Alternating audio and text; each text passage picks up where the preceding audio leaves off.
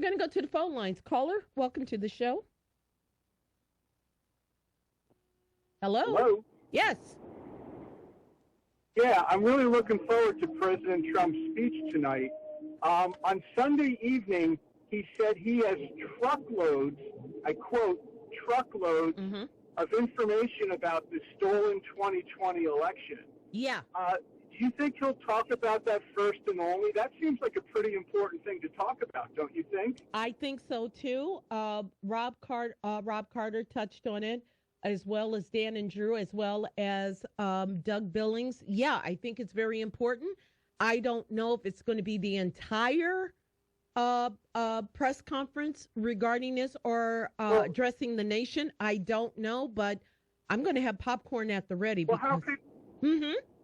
how could anything be more important than that? He's only told us 10 million times it was stolen and rigged. Well, so if he's got truckloads of information, that should take up a few hours of him presenting that information to us, right? No, not necessarily. What's happening in Venezuela with this oil embargo and what's happening there, that's very important too as well. Have you paid attention to what's happening with Venezuela and seizing these tankers and finding out that he's selling this oil on the black market to China, Iraq, and Iran to fund terrorist organizations? That's pretty compelling too as well. Both of those are compelling, I believe. Regarding the election, he couldn't be lying all this time, could he? The Democrats lied. He would never do that to everyone. Oh, you're being sarcastic. Oh, yeah, I know where you're going with this, baby. Please, you're trying to what I call deflect. I'm very good at picking up on that.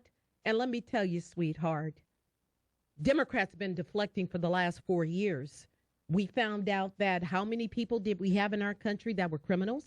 We found out how many people has killed Americans. Matter of fact, I got a story regarding 201 Democrats voted against a bill named after a young lady that was killed by an illegal. You don't think that is newsworthy too? Because President Trump is going to talk about that as well. He's going to talk about the oil embargo and seizing the oil from Venezuela. I think that is more important than the 2020 election. So I know what you're trying to do. It doesn't work with me. You're just going to have to wait and see what the president says.